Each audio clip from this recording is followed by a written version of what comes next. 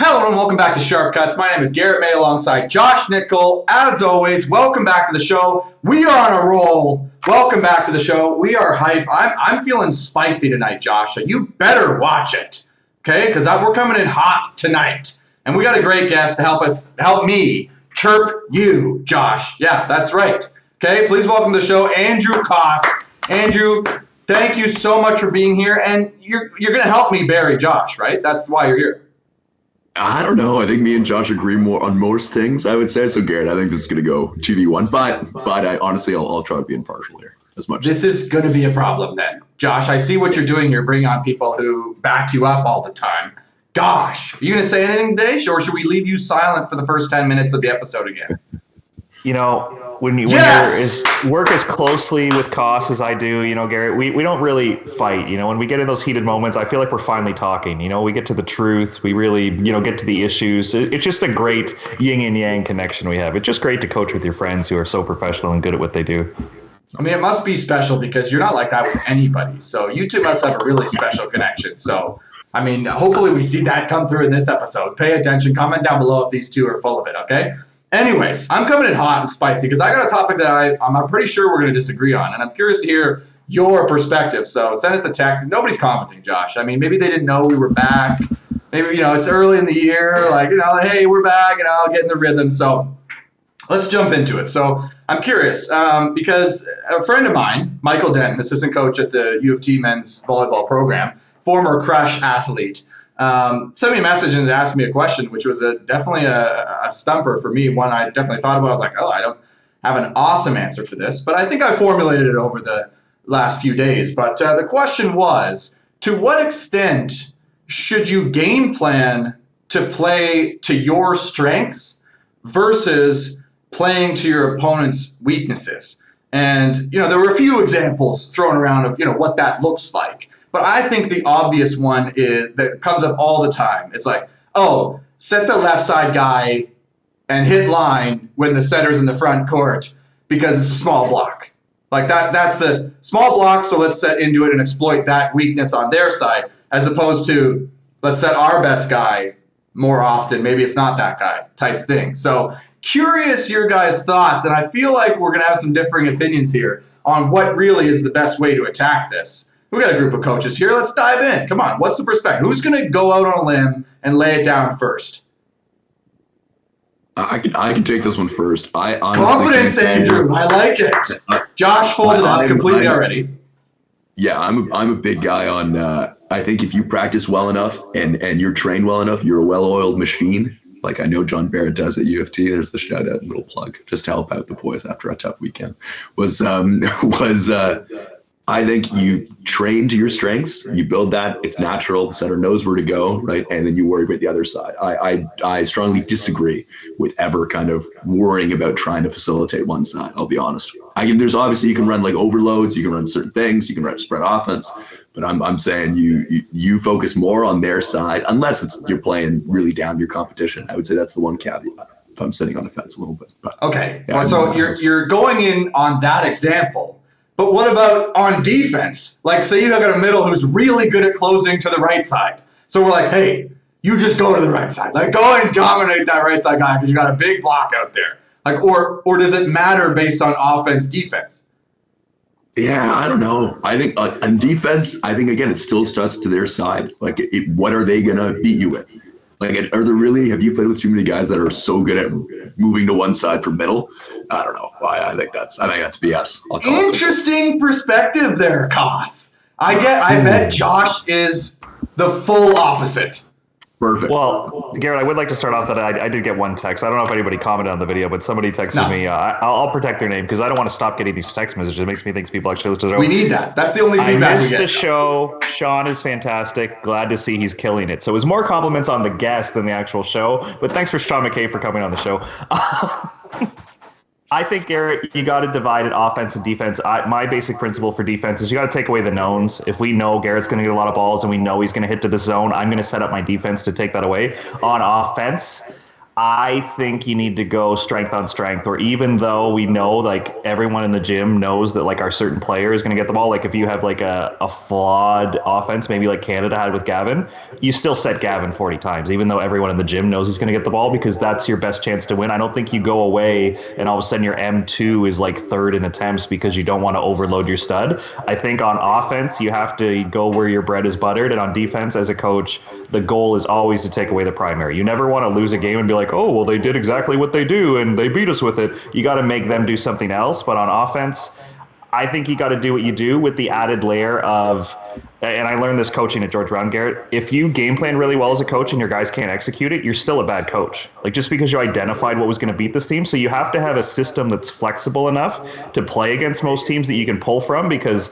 there was a lot of times where in the OCAA we knew exactly what the other team was going to do, Garrett, and we couldn't stop it. So that means we had to work harder in practice. The scouting isn't the hard part. The training to doing the stopping is the hard part. I love that you learned the lesson that if you make a good game plan and you can't execute that, you're a bad coach. I mean, how did you learn that lesson? Oh, because you found it out yourself. I think we won 8 games our first year, but then won 16 our second year. So I applied the learning really quickly, Garrett. Okay. A little self-bury, self-pump there. Yeah, hey, yeah. Oh, yeah, look at me. I learned my lesson. Yeah, okay. Well done. So, but I don't know, like, Andrew, it sounds like what you're saying is like, okay, we're going to go into a game and we're just going to be our best selves. Offense and defense beat us type thing. Is that what you're saying?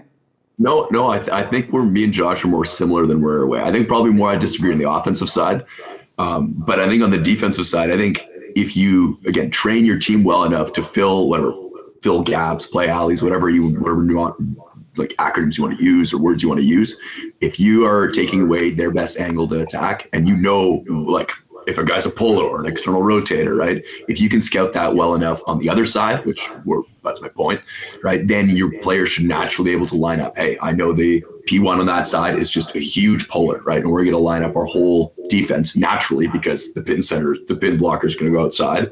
Everyone else is going to sway that way. Like, I don't think if you're well coached enough and the high level's high enough, you can do that almost automatically. Whereas I think for offense, we'll probably disagree between me and Jot. I think it's again, some of it's self-trained, right? But I think it depends on teams, honestly speaking. If you like the Gavin Schmidt example is a good one. Like if you have one guy that's just gonna drop, I don't know, he hit it in Korea. It was like 70 balls a match, something like that. Like it was something stupid like that. If you have that, then all right, sure. But if you're playing with a well-rounded team, most national teams are, I think you're probably looking to create space.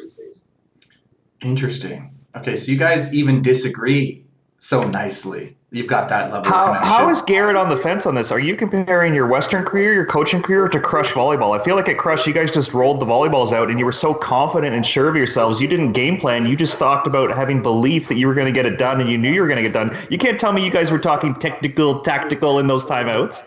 Hey, I'm not sitting on the fence. I'm just waiting to pounce in here and pull an absolute May maneuver. This is a classic May maneuver. To ask a question or to be asked a question and then immediately undermine the question going in a completely different direction. So I'm pulling that move right now. It's the May maneuver. I mean, it's patented.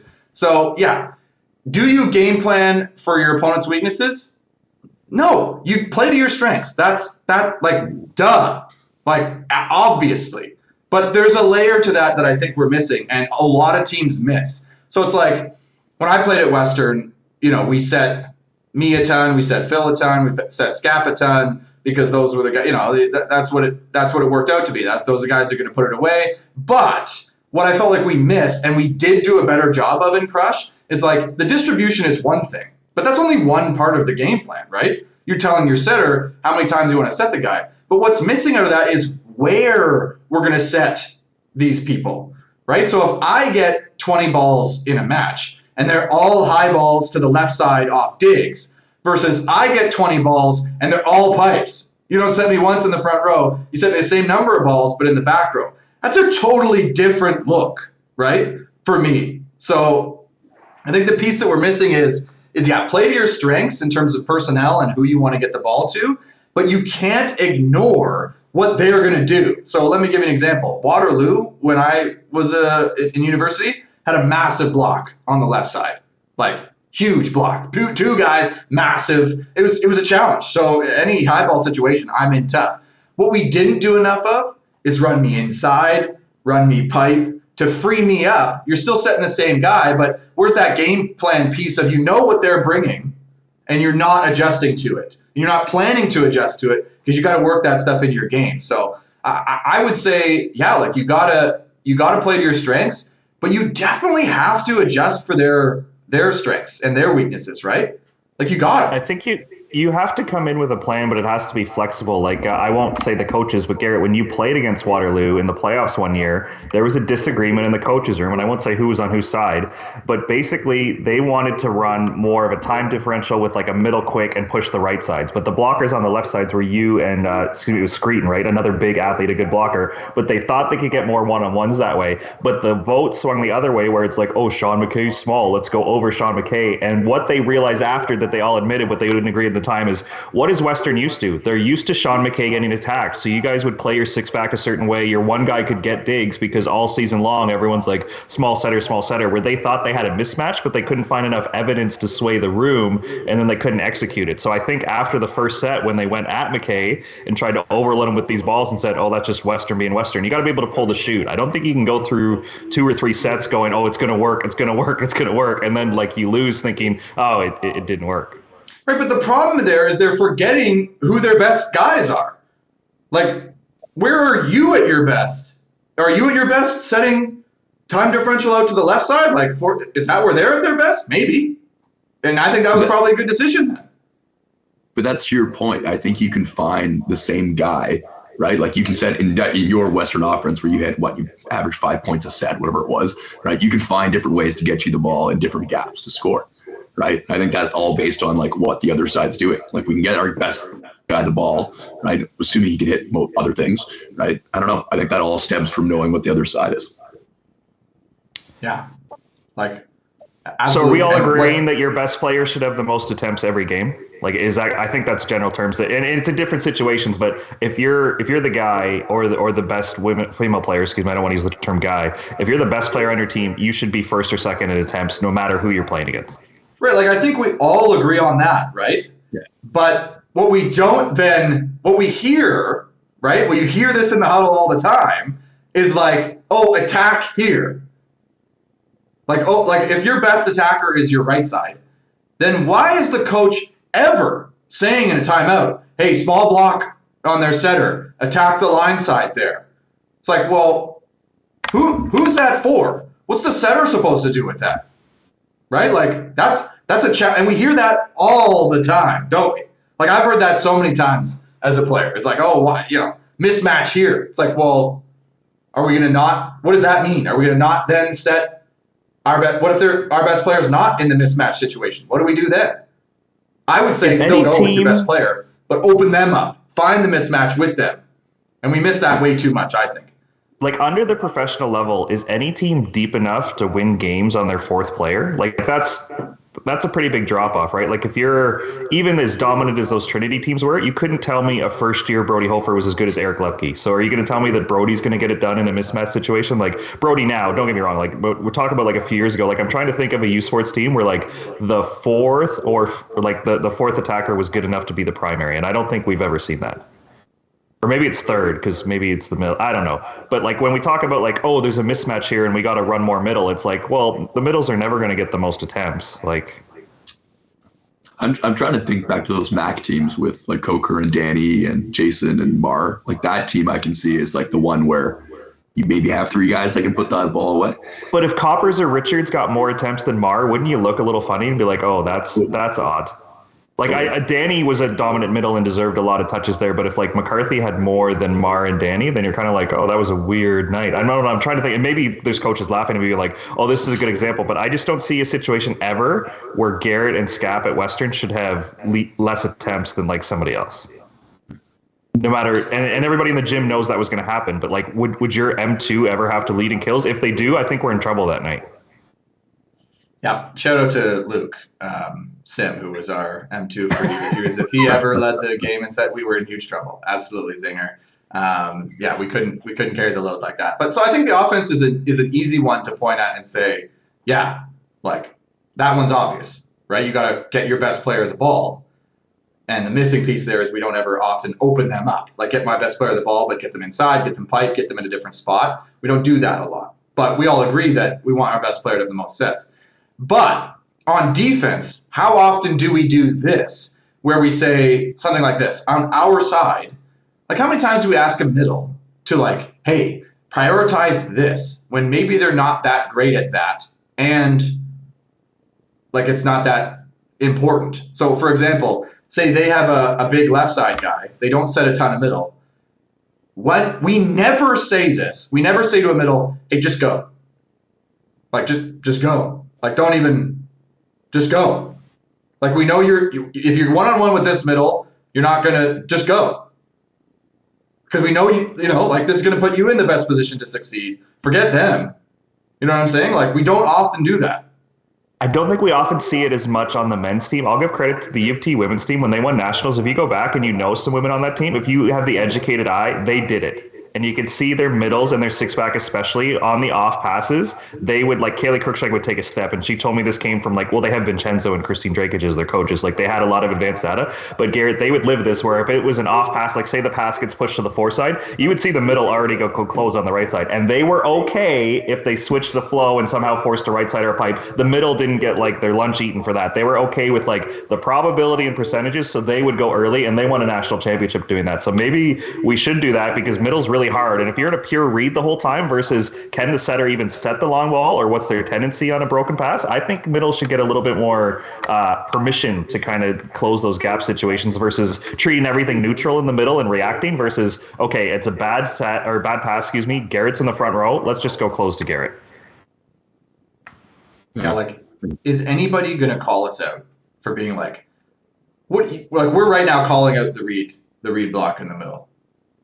Like, is anybody sitting there at home going like, you idiots, like, what are you talking about? Like, you've got to like, you got to read, you got to do these things. But like, I don't know, at the same time, like, let's play to our strengths. Where are we better? I don't know that. Have I ever done that with my team? No, I should do it more. Like, just go. Like triple their left side. Like, go and just, let's follow this to the extreme. Let's commit to what we're saying. If you are game planning for them, if you're the type on defense, you said this, Josh, you're game planning for them. You know their options, take away the known. Send the triple, buddy, every time. On a two-passer lower, maybe. I don't think you can play this in whole system, game like Josh. In system, send the triple, buddy. Triple on the middle. We're protecting middle. Go triple on the middle, man. Dude, you know what? There are some leagues you could do that. Like, I think 16U and under, you could automatically do that. I think in the OCAA, Pat Johnson deserves a lot of credit for this. They don't block C-balls no matter who's hitting it. And sure, they give up a couple, but Pat says the social anxiety you have after you hit one out of bounds and the whole gym goes, oh, nobody, oh. Like, that folds up players in a hurry where, like, I don't even think it's a secret. If you're playing Fanshawe, they're going to stay down on C-ball. So there are some times to do it, Garrett, but I don't think the whole game you just go stand in front of Evan Filardo because I still think Mitch Newart and the other guys they have are good enough to tee off on balls on a late one-on-one. Right, but like, again, we just said we all agree the best player should get the most sets. So like, why not? Oh, this is gutsy. Maybe you have to do it. Like, why are you not doing it? You just said, you both just said, best player's got to get the most sets. So why are we ever reblocking in a situation where their best attackers in the front row? Ever? Okay, if there's ever listeners doing this and somebody tries it, I want clips of like a no block on the M2 and they get dug. Like I want people to like, I don't know how you do it, Garrett. I want screen recordings. I want it sent to my email. I want proof of this that it's working because I think it is going to work. Have we just cracked volleyball? We've broken to PJ's the matrix. point. If let's use a wild example, you stay down on the P2 and they get dug, what trust does the setter still have in them? What's their social anxiety? They're like, oh, I'm playing a high level of volleyball and they stay down and dug me. Like, I think there's a social ripple effect that goes through there that I think this could pay off. I think it's expedited. Sorry, Garrett. I think it's expedited when it's the last point of the match. Right? Or last five, whenever you get the 20s, right? I think it's almost like, I remember Vinny on that point. I remember Vinny yelling this like mid-play, like when the girls were playing back in the day. He'd be like, after a pass goes up, he passes like a 1, 1919, 2020, and to be yelling things in Italian, whatever it was, just to give calls. I think even more so, I think you're taking gambles at that point. Yeah. It's hard to get stops if you're trying to guard everybody, but if we just have to stop two people, it becomes a lot easier. Here's where it also plays out, Josh. You got somebody who tips ever. Put somebody right there. Like, park them right in the spot, exactly in the pocket. None of this peeling off, moving. No. You go right there. You don't move. We never do that. Somebody hits only cross. Let's slide everybody that way. Get over there. Like, we never really, like, it is funny now to think about, like, as our sport, we only half commit to things, really. I'll get on board with the cross one. We want to get it all. I'm not getting on board with the tip coverage because I think you're putting somebody's life in harm's way. The way some of these men and women are hitting the ball in youth sports, they're in a danger zone. You're in the splash zone if you're doing that. Okay, no. You stand immediately behind the block. You're going to volley the tip. Like, you're going to volley the tip if it comes over because that's how committed you are to not giving up the tip. Like, gosh. I mean, let's put our money where our mouth is if we really think this stuff then. And if people say, oh, this is baloney, you can't do it at a high level, I coach at York, and when we played Brock, we played like a 34-32 fifth set. Like, it was wild. But Garrett, your tip coverage thing, that would have sped the game up because I can't tell you how many times it was like, oh, we're going to win. Oh, I'm tipping just over the block. Like, a lot of brave players became ball control guys near the end where maybe we should have all just crashed. Yes. We got beat by a lot of tips to 5. One person goes in there and crashes and volleys the tip. Imagine this play. You're so committed to the tip. Oh my gosh. You're so committed to the tip. You go in and you stand there. The tip comes. You volley set somebody. Like a pipe or something. Like, you want to score points? There's points on the table waiting there for you. And then you yell through the net, don't ever tip against us again. See what happens. Yeah, but then you got to go back to the next one. Like, you got to go back to the spot the next one. You can't not after that. Absolutely. Well, do you guys remember that video that reminded me of Chris Tao doing that in Rochester? That Pac-Man video from like 10, it was maybe over 10 years ago now. There's a video of Chris Tao. I remember their coach telling them that the guy's serving lollipops. I think it's almost worse on a serve, right? And he stood up and set left side off the serve, off the float serve. And he scored down the line. I remember my old roommate, Chris, did that. And it was like the most like F you to this team sucks, right? Like, he served short, believe it or not, too, on that float, sets left side, bounced down the line. Let's see if we can pull it up. I respect that maneuver, and I'm glad you brought it up, Andrew. The short serve. Nobody ever does it. Ever. Have you seen a short serve this year? Like, no, somebody just goes the disguise ones. No, I haven't seen like the shorty. There's some pretty gifted servers. Like, I know I kind of ripped on Brody in his first year saying he wasn't good as Eric Lepke. The control he has on a spin serve to move the passer short deep, but I haven't seen the water fountain type path, Garrett, that we're like obviously trying to get in the setter or the middle's way so they can fumble this. I haven't seen that this season, no. Yeah, like, there you go. You're like, any coach who's going to say, yeah, we're playing to our we're game planning them. Oh, we've analyzed their weaknesses and we found an exploit, and never short serves is full of it. It has no idea what they're doing. I'm calling you out. If you're listening and you don't do that, you're wrong. That'd be an interesting one. We had Nick Hogue on the podcast, and he talked about like serving zones. And the one that TJ told their servers to always focus on is the line to line that stays behind the setter and the pass starts. So serving from your 5 to 1. I'm thinking a 5 to 2 would annoy me so much as a setter because if you fumble that pass, they're basically like pushing the ball into you, right? Absolutely. Like, it's so close to the setter. They're like trying to stay out of the way. Like, trying to make that pass good is so hard. If you can serve short to 2, like, the whole world opens up for you then. If you pass it low, it's into you. If you pass it high, the setter has to like run around the ball and try to find their vision, and their whole orientation's off. I think we just changed the game, Garrett. Now every club team listening should be practicing their 5 to 2 short serve. Yeah, well, you know what? I started this segment thinking that these two guys, we'd have some disagreements, and we did, but it turns out that I've swayed everybody and convinced everybody to get on my side with this and check themselves when they're talking about this game plan. So I appreciate you guys being great sports about this and just, going along with all the stuff that I've been saying. So there's never a time where U of T, Evan Florida is not going to lead in attempts? Is that what we just said? You have to give your best player all the attempts? Even if the team who plays him this weekend just goes triple block on Evan the whole way, are we still giving him the volume? Great question, Josh. Absolutely great question. That's really the question. So, how much do we believe that your best player should get the most sets? I'm in for it. I think so. I think Andrew's in for it. If it's my boy EF7, whatever Evan's nickname he calls himself, I'm good with that. You know what? If they're going to do that and stack the triple, I would double down and set that player even more than normal. Like fully commit to the game plan. Like, I think I would fold up, and if they're going to start the right side and middle in front of Evan and have their left side block middle, I'd be like, guys, we got to switch the flow. We got to set middle, or we got to set more like C-ball or right side. I think I would fall for the trap and be like, oh, they're going to try to take Evan out. We're so deep we can do other things. Where, yeah, you would fool me into not setting my best player, but I think the U of T right side can get it done with a late one-on-one block.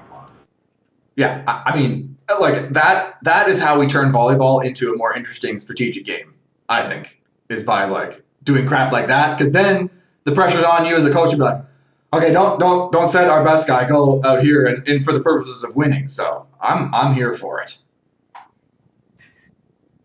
Alrighty. Well, comment down below. Let us know what you think. And Andrew, are you gonna come back retroactively and comment down below and just bury all of us and be like, you're holding back? I think we all are. When we all go back to listen to this, we're gonna be like, I can't believe I said that. That's not how I feel at all. This is stupid. Don't do this. No, I'll double down right now. I'm fully committed to everything I've said. So if you two are Douglas is going to throw up the automatic triple. Like, when you screen somebody to serve, your three guys are just going to stay there. They're just going to stay in front of the left Absolutely. Yeah, let's go. Like, if we're committed, let's commit fully. You ever run a commit block in the middle? Commit all three guys. Do it. You're going to have one guy commit? Put the three guys on it. Anyway, all right. Comment down below. Tell us how much idiots we are, or whether you agree with us and what you want to see more of. So let's move on, because that went on longer than I thought. I guess that was kind of fun. But let's get to everybody's favorite segment, fan favorite segment every week. I hope you're ready for this, Andrew. It's Players and Clowns of the Week. So let's get to it. Who's starting here? Who's ready to go? You feeling good about it, Josh? You want to give some love out into the world? I feel pretty good, but as I announce this player who definitely deserves it for the week, I do have some eligibility questions. Uh-oh. So, Fraser Valley, the women are an absolute wagon of a team. Totally streaking here, Garrett. They've won 9 matches in a row. And a big part of that is an athlete named Gabriela. Her married name is Bimond. I think her maiden name is Atea. So anyways, awesome player. Like, she got 19 kills the first night against Thompson Rivers, 15 kills on 26 attempts the second night. Like, Fraser Valley's totally streaking. She's a big part of it.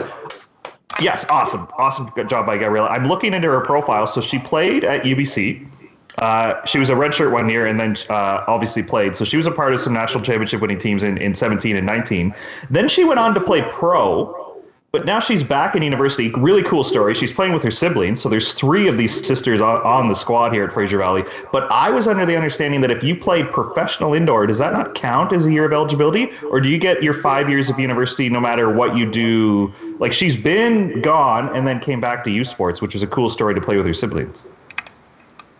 I can think of examples that I thought went overseas. I don't know how legit the league was, but came back and played. Like, there's one girl at U of T. Like, she was in Salzburg, so she played in Austria, and she played in France B. So I'm curious, did her 2 or 3 years at UBC, I guess it'd be 3 years at UBC, and then 2 years of pro, does that not your 5? Do you get to play more on top of that? Dude, I don't know. Yeah. Like, aren't you the rules guy? It makes me wonder how many people have played in Denmark, Austria, lower leagues that we should be calling to come back to U Sports. Are you giving a player of the week and then potentially calling them out for eligibility issues? No, she totally wins player of the week based on her merits of points. But when I was reading her profile and I saw that she's already played pro, I was like, wait a second, I thought pro counted as years of eligibility. So I'm not questioning Fraser Valley and I'm not questioning this athlete. I'm just saying I thought as soon as you left school to go play pro, those years counted. Well, what does pro mean? Because that's very hard to find, right? Because in the 4 years I was at university, I played in F5VB tournaments. Is that pro? Different discipline, maybe, because the NCAA calls that a different discipline. You can play indoor and then you can go play beach. Well, why do we care about what the NCAA thinks, Josh? Like, why do we care about that right now? I was just trying to use a league that's dealt with that issue of beach volleyball versus indoor volleyball. So for them, for sure, it's a year of eligibility? Yeah, like there's been a ton of athletes who play like they're 4. You only get 4 in the NCAA, but they play 4 of indoor, and then they'll do a post grad and they get 1 more to play beach. Oh, okay. They don't get like 8 years of eligibility. Although it didn't J.R. Smith play college basketball and now he's playing golf? Like I think if you switch sports, you technically get more years. Yeah, like should we all just go back and try to get on a team for, I don't know. No, that's not what I'm saying. What I'm saying is we should be recruiting the people who've played pro and then come back to start their lives, and they can help York win a championship. Okay, so this has turned into just a recruitment push from Josh on his player of the week. So now it just turned into, hey, come back to York if you played pro. Yes, now that we know it's legal. Well, we better cut it off before anybody else is bamboozled. And her siblings, Lauren and Talia, came from Douglas College, so obviously, fan favorites there. Go Douglas. I guess, I don't know. I heard their assistant coaching staff is just so many guys on that staff. Absolute top tier. But anyway, sorry, Garrett, to get us off track. But yes, Gabrielle, player of the week, absolutely killing it. Fraser Valley's crushing it. But I'm still curious how you're allowed to be a professional athlete and then come back to an amateur league. Yep, Josh, always interested in the technicalities. Well, why don't we do some research and come back and actually bring some knowledge to the show instead of just asking questions all the time? Actually, that'll probably never change. So. I thought you run a volleyball podcast. You might know the answer, Garrett. That's why I mean, I thought the same thing about you. So, I mean, what are we going to do? Comment down below. Help us out. Send us a text and let us know. That's usually people help us. This is just us trying to figure out how the world of volleyball works, and you all are on this journey with us. So, all right. Andrew, are you ready or you want me to go? You want some more time? I definitely have my clowns. I have to think about. I don't know. Okay, you think about player of the week because the player we have to establish some love before we tear people down. So I'll go and you think about it. So my player of the week, and Josh, I'm not sure if you're going to love or hate this. Andrew, I think you're not going to like this. My player of the week is Western's administration, Western University's athletics department, and I'll tell you why. Because they've implemented such an awesome setup. I'm jealous I didn't have it when I was there playing. So in Alumni Hall, where they play their games, it is a big stage, right? It's where they do convocation. There's big curtains, like it's a big stage. They play it there, and then there's huge seats and stands in the back. It's like a theater. So what they've done, Josh, I don't know if you know this, but they've now added a bar. They've put a bar licensed, you can buy alcohol on the stage now. So you can sit in the stands and just have a relaxed experience, or on the other side of the gym, you can go in there and buy booze. So what ends up happening is for Friday and Saturday night games, you just get the whole goon squad in there having beers, getting drunk, and chirping hard, which is something Western never had. Now they have people directly behind the bench chirping in your ear, full-on intensity, and I'm here for it. Western, it's about time we got some edge over there in Alumni Hall, and that could end the curse, Josh, just by that move right there. Player of the week. Well, one, I see this as a business opportunity. If anybody wants a Sharp Cuts Reverse the Curse t-shirt, they'll be available next week for the Mustangs here. But two, how is this not a clown move? You're telling me the Western fan base, which was already not very nice people sometimes, now we're going to liquor them up and encourage them to talk to the players? We have a code of conduct for this exact reason. It absolutely is a clown move, and I debated thoroughly whether to make it a player of the week or a clown of the week. And I decided to end on player of the week because I really like it. So I'm not against the fan experience and making it somewhere people want to be. I just hope that the people serving are like top tier, like Smart Serve certified, Smart Serve level 5, certified, 10, whatever the highest level Smart Serve is. Or maybe like 2 limit per customer, because I can see a lot of people abusing this and like really getting too personal, I think, with some of the chirps. It's okay to support your team and help them win. It's not okay to get personal. And like the level of personal, some of the worst I've heard from our guys is like they like creep your Instagram and figure out like your partner's name, or like if you're married or if you have like something going on. Like that stuff crosses the line for me when you start like getting real personal. I fully agree, and it happened this past weekend, and they were getting personal, and it was your exact nightmares are coming true, Josh. That's exactly what's happened, And now Western is hostile at home. It's not a pleasant playing experience with nice stands where people are far away, you can't hear them. They're right behind you, and I'm here for it, Western. Absolutely, let's go. Mustangs reverse the curse. T-shirts available next week. Sharp cuts. Absolutely, I support it. Okay, Andrew, the time has come. You got to give some love out if you're going to call somebody up. So who you got for Player of the Week? Are you only OUA? Or you? No, I just happened to be that we were today, but you go wherever you want. I'm gonna go a little off the wall here, but Coda Fava from Italy, the lefty defender, Nicola's defender. I know we're switching to beach here, but I think and it's easy to have like a one-shot kind of one-year wonder where you're a legitimate player. This guy came in the World Tour Finals, right? Had played Molensorum twice to 3. They ended up coming third. They beat Brouwer Musen, destroyed Victor Felipe and Renato. Right, these guys are legit. Right, Nicola, we know that's no surprise. But you don't know about the defender. He's got one of the whippiest arms in the league. He's I think 23 or 24 max. I know Josh will always say, "Oh, that's the age for medals and stuff." That's always the response for that age. Don't worry about Josh. But for how many times? It sucks. But no, for how many experience he's had on the tour to now he's coming out and consistently getting that placement. I think you got to give him some love. So I'm going with Samuel Kota. I mean, congrats. And I mean, Italy on the men's side is hot right now. Italy men's beach is hot right now. And I'm jealous. Like, why couldn't it have been Canada? There's no reason. Like, 5 years ago, well, that's not true. There was a period in there where Nikolai and Lupo weren't doing so well. Rangieri, Cambrula broke up. Now they're back together. Where you're like, Italy's not really in it. Now they're back. And that could have exactly been Canada, Josh. And it's your fault. So congrats to Italy for dominating us. And Josh, what the hell, man? Like, come on, get it together. If they can do it, why can't we?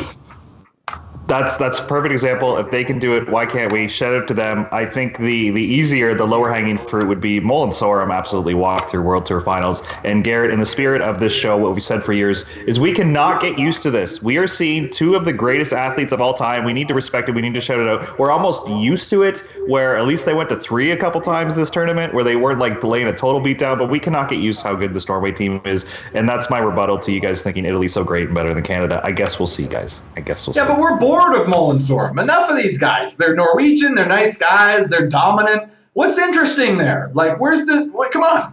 They're not Canadian. So why do we care? And just on my earlier point, I have a source. It's totally legal. You can play pro and go back to U Sports. So if there was any rumors that I was starting that Gabrielle's not eligible, she's 100% eligible. She's going to continue to get 20 points a game. Fraser Valley, wagon, hop on the wagon. We should have shirts made for them too. Look at that immediate fact-checking himself mid-episode. That's commitment right there, Josh. Are you saying we should check her eligibility? No, I'm not starting a witch hunt. I'm saying she had a great weekend. She's my player of the week. And then I read her profile and I was kind of like, this is weird. She's been in U Sports since 2017. But that's because she left to go play pro. And now she's back to play with her 2 little sisters. What a great story. They should make a movie about this. Okay, great. But good for you as well. I'm giving you a compliment, Josh, and you're arguing with me. Okay? Well, that's this is the dysfunction of our relationship, okay? I wasn't prepared. I didn't do my research, you know. You're just expecting that I'm going to chirp you every time. But I'm trying to say, hey, good for you for fact-checking. But you know what? Forget you and your fact-checking, okay? It's like that scene from Talladega Nights. I don't really know your angle, so I'm going to keep talking tough until I figure you out. Yes. That's you and me to a T. Okay. Let's move on. Clowns of the week. You know, I'm going to go first because I don't feel good about it. Like, I need to preface this. So, Josh, don't go back and cut this later and be like, oh, look at Garrett. What an ass he is. Look at him. But I don't feel good about this. But, you know, we gotta keep our journalistic integrity here intact and go. So I got to give Clown of the Week to Sarah Pavan and Sophie Bukovic. I feel bad about it. I really feel bad about it. But I gave it to the men's indoor team when they went 2-10. And everybody gave me heat, but hey, we had some people saying, hey, no, you got to keep a high standard. And, you know, I know Sarah and Sophie are going to bounce back. They're going to be fine. They're going to come back hungry, ready to go. But yeah, going out there and not getting the result you wanted at the Pro Beach Tour Finals, the first one ever. And we didn't have a great showing. So I feel for them. I apologize for it. But Yeah, it's a tough result to go out and get, and so that's clown of the week. I feel bad about it, but do I have to do it? Should I have not done it? I don't know. I'm torn with this one. I think the listeners are going to respect you for standing up and not tiptoeing around this. It's a insanely hard tournament to start a new partnership. I mean, they were behind the eight ball being like a new team there because it was top 8 and 2 wild cards, and they were a wild card team. So yeah, I mean, you got to do what you got to do, Garrett. I will say they played a lot of competitive matches. They didn't lay down, unlike the Grimalds, who I think got single digit in one set anyways, but at least they I guess they won a match, so maybe they're not your clown of the week. But yeah, I respect it, Garrett, but we know this won't age well. They're going to bounce back. Yeah, should we have gone and given them a preemptive player of the week for when this airs and they like bounce back and come in and dominate a tournament? Like we could have done that because then we would look terrible if we were wrong. Because we don't know what's going to happen in the future, and it's maybe already happened. They'll have a top 5 finish by the time this airs. And fun fact, I don't know if Sarah Pavan's ever lost 4 games in a row at anything. This is new territory for all of us. That's not going to go over well. So I hope that they bounce back well. But gosh, yeah, I feel bad about it. Clown of the week, just the name, Clown of the Week, it cuts you. It's a sharp cut on that. But yeah, tough result. I know they battled. They got a few set wins, but yeah, tough tourney. Well, how many weeks did they actually get training together, though? Unclear. Yeah, outside would be less than a month for sure. They were at Downsview kind of putting in time just before the holiday break there, but outside I don't think they were, and plus the new ball situation that I've already vented about and stuff like that. So yeah, they were in tough. I'm not sure if they'll listen to this or not, but if they are, definitely come in here and tell me why I'm an idiot. Like, please let us know. But yeah, I'll take that. That's the thing about sharp cuts is we have an open door that if we make fun of somebody, I'm still waiting for somebody from the Western men's team to come on and defend. Not only are you serving alcohol to a bunch of rowdy people to begin with, but Garrett basically called you frauds. So you should come on the show and discuss it. Well, now I called them fraud. This is getting worse every time you tell the story, Josh. You're trying to bury me. Sorry, I chose the wrong word. They're cursed. I should have given a clown of the week to the York Lions men's volleyball assistant coaching staff for just a terrible year. How about that? There was a moment that was a pretty clown move that could have went bad. Coach wanted a sub. We vetoed him and told him not. When you bring in your serving sub, we thought we could get one more time around. We didn't get around, so he was pretty upset. But we won the match. You vetoed the head coach on a serving sub. And okay. You know what? I should have done my research and had that in the bank to bury you, but I didn't. Took a risk, didn't pay off. They don't make movies about that. They don't make movies about the people who try and fail. That's so true. So speaking of trying and failing, why don't you give us your clown of the week? Mine is so incredibly petty, but it needs to go on the internet. It needs to be told, Garrett. U Sports Top 10. We've established this thing is not legit. This is a complete clown move. But here's a fun fact, Garrett. Queens is 8-6. They're ranked 7th in the nation. Guess where they're ranked in the OUA? 7th. How can you be the 7th best team in the nation when you're the 7th best team in your conference? And you might say, oh, it's based on ELO, and put your nerd glasses on and tell me how, they just beat Windsor, so therefore they must be good. They've split with U of T. Check the results. They've lost to the York Lions, who I don't see on the rankings. So if they're so good that they beat Windsor, like Western loses 2 matches to Western, and apparently they're like into space now. They're off the top 10 for no good reason. Like there's only 2 Ontario teams on this whole list. Mac, who's legit undefeated so far, and Queens, the 7th best team in the province, is now the 7th best team in the nation. Give me a head shake. Wait. There's 2 teams on the top 10 from Ontario? Yes. Mac and Queens? Yes. No U of T, no Windsor, no Nipissing. Ranked 7th in Ontario. If the playoffs started today, they would be the 7th place team. Yeah.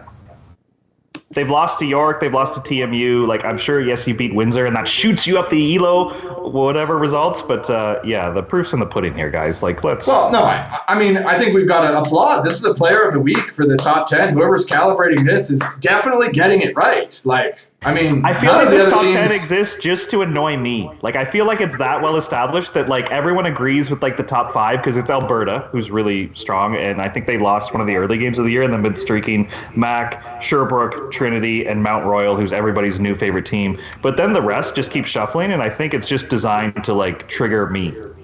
Did Sean McKay and the Saskatchewan boys make it on there? They're eighth with a respectable 12-6.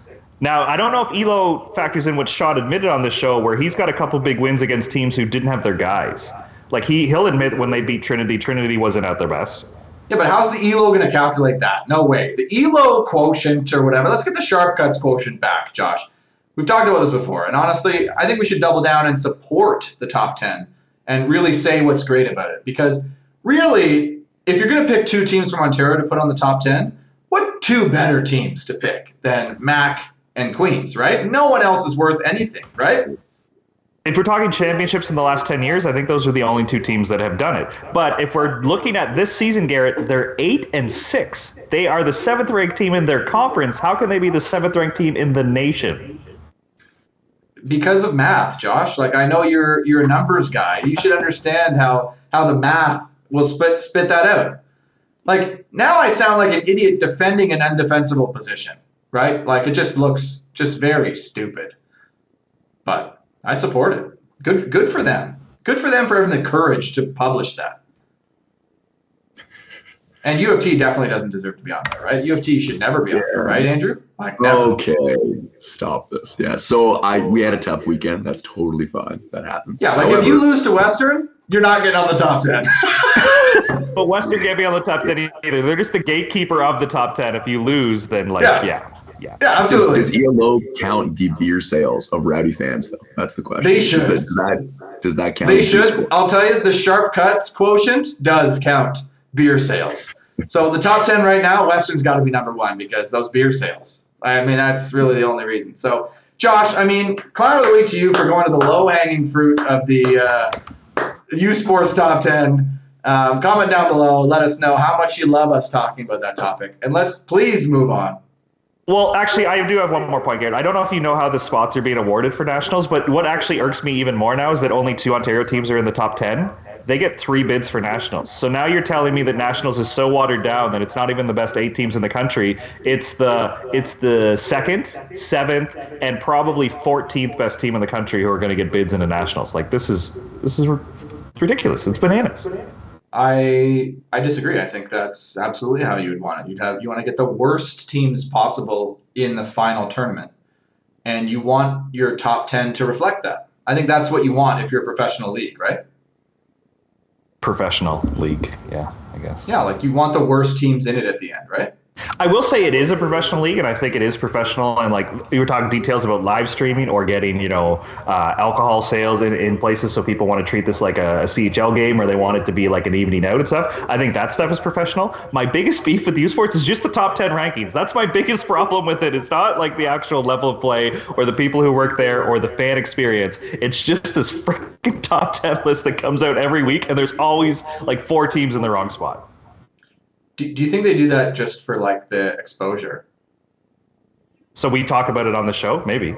Well, like people like and retweet and they comment on it and say, "Hey, look at this," and fire up fan like teams who get pissed and they're like, "Oh," and then everybody looks, it gets eyeballs on it. Somebody follows the thing, like that sort of thing.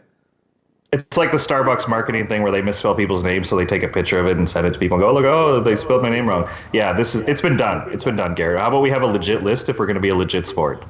Do you think they do this with men's and women's basketball or football? You think they fumble the top 10 list? Yeah, for sure. Oh, okay. Yeah, definitely they do, right? I mean, get the worst list out there possible every time, right? Why strive for greatness? You know what? I'm going to clip this when they finally put Western in the top 10, and then I'm going to get on board with you saying this is just to trigger people. This is the worst list possible. This is absolutely, and I'll double down. You know what, Western? We need more Western people on the show. Jackson Beer, come defend your alumni. Blake Fenwick, come on the show. There's got to be a pony coming on the show. What do we need to defend Western for? Like, what are you talking about? Like, you're making me some Western. I went to the school. Like, yeah, man. I think it's you. You're trying to gaslight me, and it's working. Let's move on before something gets said that's not good. Andrew, you got to have a clown of the week. Who you got? Is it Josh? Because he's pissing me off. No, it's not Josh. I do have to say one more thing about OUA volleyball. I don't know if we're going to touch this. I'm sorry, Garrett. But the scheduling is probably some of the worst schedule I've seen in a very long time. I know how they've changed the whole, now it's one league again. Explain to me why you can't play everybody at least once. How does Windsor grow through the whole season not playing MAC once? How does that happen? Tell me. They don't? They don't. They don't play them once throughout this whole year. So they could, in theory, go this whole time and then not play them, right? And they could be OUA champions, the team that went. Well, I guess Mac would have to lose to Queens or something in the semis or UFT. But like, how does that happen when you have how many games is it now, Josh? What did they change to? I think, are we not up to like 18? And I think Guelph won't play the two nationally ranked teams. They don't play MAC, and I'm pretty sure they don't play Queens. Yeah. Like, how does that balance out to make it competitive? And that, I can't imagine that doesn't screw up the score. I think Windsor, not slandering my guys at Windsor, love Stephen Abrams, Zach Albert, all those boys. However, they didn't play anybody in the first half, and they were undefeated going in, right? Like, I don't know. It makes no sense. Makes no sense. Yeah, I mean, I have to disagree. I think if you're Windsor, you're going, this is perfect. Like, this is the schedule you want. So, yeah, why complain? So it's 20 games, and there's 13 teams in the league. But you should be able to play everybody once. That's my. I know they're doing this whole home and away thing, right? But I think, and Western's starting the farthest one. Or sorry, not Western. Mac's pretty central. It's like everyone should have to play everybody at least once throughout this thing. But sorry, it is not. It's not even a home and home, because at York we have the best schedule ever. We haven't had to take a road trip outside the GTA. I think one of our furthest trips is either Trent or Guelph or Brock. Like, I think we're an hour each way. We didn't have to go to Nipissing, Windsor, Queens. Like, it's we didn't go to RMC. Like, yeah, they came to us. Like, it's been pretty good. Yeah, it's so stupid. Like, I don't know. When I saw that, it made absolutely no sense to me. But sorry, my clown of the week, also going back to Doha, right? Sharif and Ahmed. I think for a team that was the one team that could always compete with Wollenstorm, like we were saying, I think did they beat them once last year too? I mean, the semis, I think, was it? Not, it wasn't on the Strava. It was some. But again, they were the team that either came second, right, or won when Wollenstorm weren't there, right? How do you go? Again, Grimalds are no shrubs, don't get me wrong, but the only team they beat in that tournament was Esteban and Marco Grimal, right? They lose to Rangeri and Karambula. They didn't score more than 18 points than anybody else in the tournament. They lost to Andre and George 15-16, and they lost to Loziak and Brill 18-17. And how do you do that? What happened? So I'm calling them out. I hope they prove me wrong. I like their game, but I'm starting to think that they're starting to get figured out, because I haven't seen this big of a crack in their armor. Again, the Olympics, I know they didn't perform that well. They ended up doing well in the end of it, but they had some shaky moments as well. But I don't know. I think this might be the fall of that team, unfortunately. I mean, if it is, you called it here first. So, I mean, yeah, I support calling out people for clown moves if they don't get the wins that they should, for sure. But, I mean, you know what it's like. Like, you play with somebody for long enough, like, you know, inevitably these things kind of happen. Like, maybe, I don't know, any sort of relationship. You have issues, you know, stuff comes up, and, like, you got to play the World Tour Finals in January of the last year, like, no off season, basically. It's like, I don't know, maybe that stuff happens, right? Like, maybe they're having some relationship troubles. Maybe they need counseling. Maybe. I don't know. Maybe they should come on Sharp Cuts. And we can help them. Maybe they should come on Sharp Cuts. We could really air them out, give them some tips. Garrett, just to boost your point earlier, did you know that Western's 7-2 at home and 2-4 on the road? So if any athletic directors out there thinking, oh, I don't want that kind of establishment, I don't want that kind of atmosphere in my gym, can't argue with these results. They have one home game left. It's against MAC. Let's see if the home court advantage sticks in that game. If that's like the one game that MAC loses this year, I guarantee there's a student section in every gym next year. Yeah, no, but it matters. Like, I don't want to, like, it definitely matters. Like, it's hard to go out there and perform when everybody's watching you, everyone's looking at you, everybody's yelling at you. Like, it's tough, man. I hated it.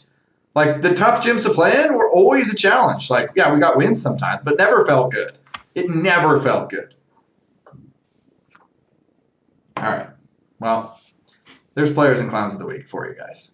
So, I mean, that's all I got. I've carried us all the way, 55 minutes into this episode. Thank you so much for listening. But what do you guys bring in? You got any sort of entertainment you're bringing to the people? Andrew, Josh, we've been chatting. Like, can you bring something to the table?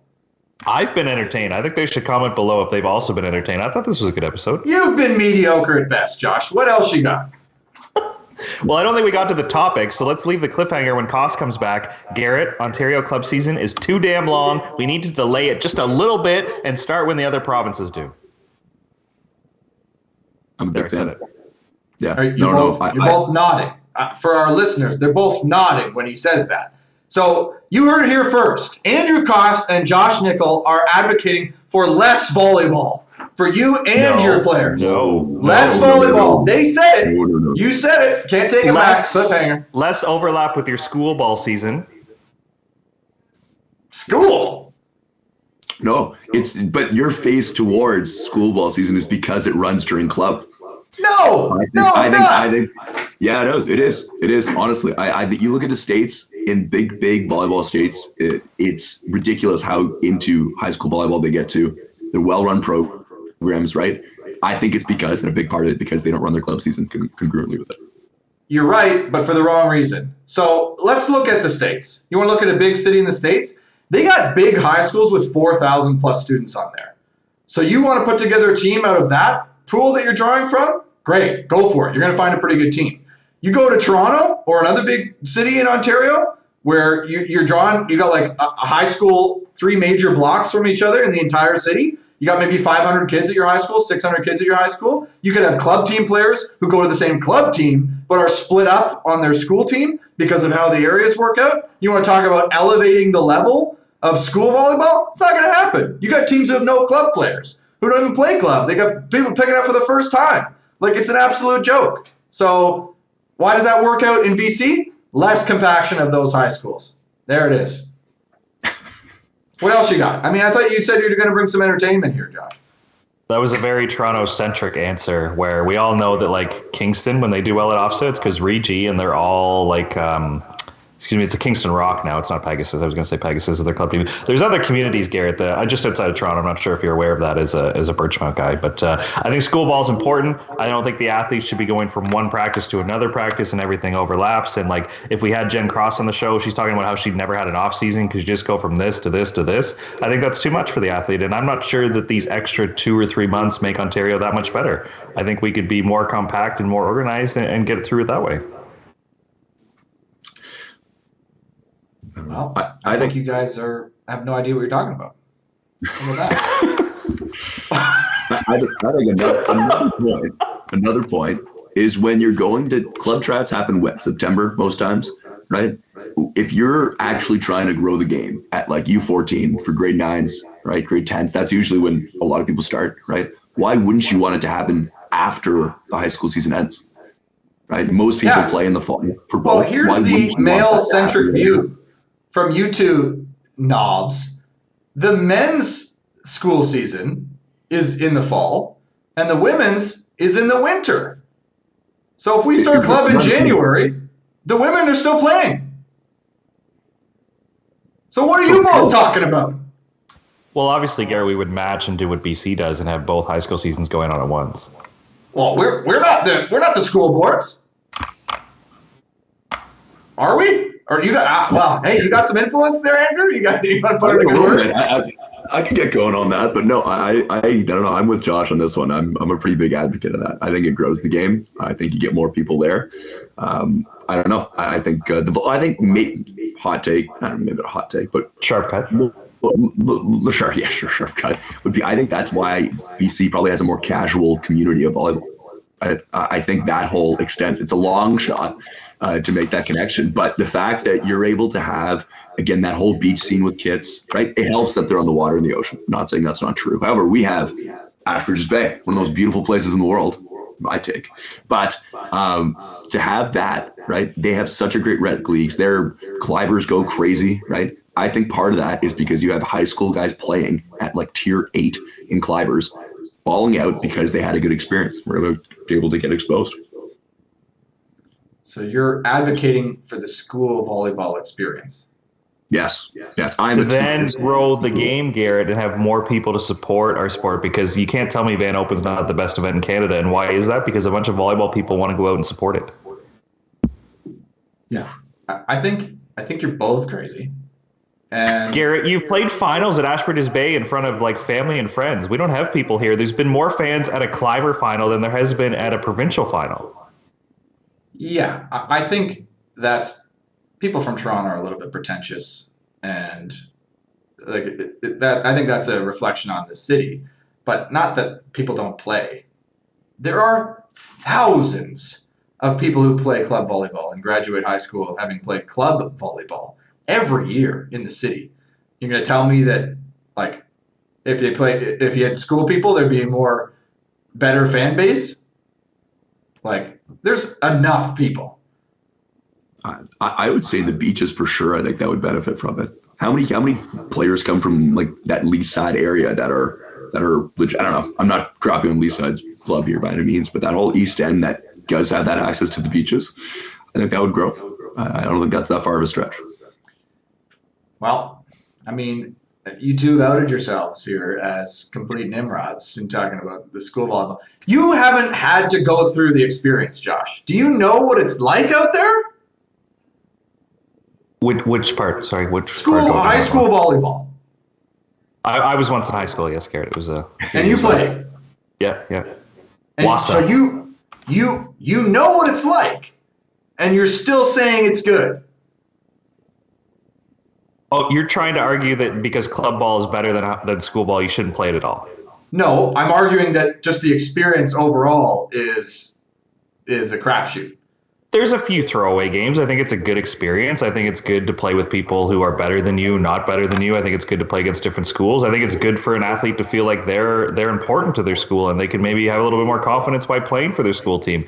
And I also think, Garrett, we have like 70 and change subscribers to the show. So maybe if we had 10% of fans up from a bigger number, we could increase our listeners for this show. Like I think if the volleyball community was bigger, 10% of, 10,000 is bigger than 10% of the 70 listeners we have now.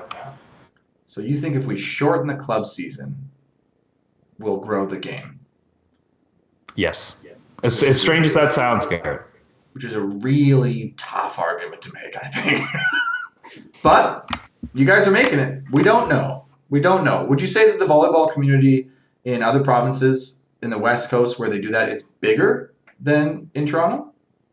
Per capita, I don't think you could argue like Ontario's numbers of volume. Like what percentage of the general population does Ontario have? It's a big chunk of people. So if we're talking pure numbers, Garrett, I think you're lying with statistics. I think if we talk per capita, if you host an event, a national team event in Vancouver, like the men's and women's indoor team do, they sell more tickets than Big Bad Toronto does. And you could say, oh, there's less competition for the entertainment dollar. I'm not so sure about that. I think there's a better community who people feel connected and want to be a part of the sport. And I don't think everyone who's going to watch these men's and women's games in Vancouver is a U Sports level player. I don't think they're all high level players. I think they're people who just love volleyball. Yeah, I think it's a fair argument for you two to make. I think it's completely wrong, but I think it's fair. I think it's a culture thing more than like people in BC. Now that I've lived here for a year, people get out and do stuff. People go outside. People like go out, go for a walk, go and do stuff.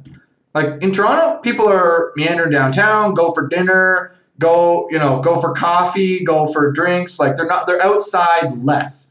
So I just think it's probably a culture thing less than, man, you're telling me Toronto, 8 million people in the GTA can't put together a massive group of people? Like they totally can, but they just rather be doing other stuff. I think there is a massive group of people. Like if you want to take the pessimist argument, Ashbridges Bay on a Thursday night probably has 1,000 people playing beach volleyball. Cool, the number's there. They don't know who like Josh Winstock is walking down the boardwalk. There's no connection to the higher level community like what other sports have. Like I don't think Connor McDavid can go to the grocery store without being recognized. Josh Winstock can play on court 27 at Ashbridges Bay and have people think that he's just in the league. Like that's how like disconnected some people are. And we could help that by shortening the club season. In a weird way, that would be one of the later ripple effects. Yes, because then they have a good volleyball experience. Then you get them into club, then you get them into other things, and then it goes to this. Right now, the club season, I think, is a bit of a meat grinder, to be honest. Like, look at the participation numbers after 16U. Why do so many kids quit if they're having a good experience? All right. Well, comment down below. Let us know your thoughts if you're still listening. I mean, we saved maybe some of the juicy stuff to the end. You said it was going to be a cliffhanger. Do you actually have a real cliffhanger? Because we got into it. Is this the last episode ever? Ever. Whoa. Whoa. That's a real cliffhanger for me. Yeah, that's a poor cliffhanger because they're just going to see our 4th episode in a row pop up and be like, oh, that Josh, he teases. Let's not promise that. Okay, if the show doesn't come back, don't panic, though, because I don't think some people... Yeah, like if we're not here next week, we're done forever. Oh, that's a lot. I usually try to get the guests like 2 days before we record. Now I'm going to try like now, so to make sure that it happens.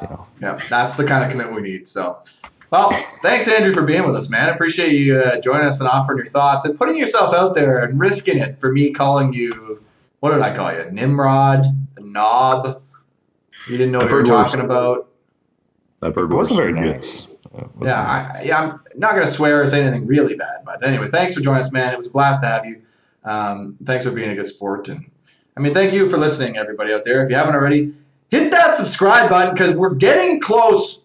I think we've passed it. Number of episodes, number of subscribers. So we need your help. Be a friend, tell a friend. I don't think Andrew has. No, you were one of our first subscribers, weren't you? Probably. I would think so. I've been on Passin Dimes. He hasn't subscribed. Subscribe. On YouTube. That was a trap. 5-star podcast. That was gotcha journalism, and he won't get got. Okay, Garrett, let's defend him. He came on the show. Do all the stuff. Everybody do all the stuff. Be a friend, tell a friend. We appreciate it. But that'll do it. We got to go. We're way over time. Thank you so much for joining us, and we'll see you next time.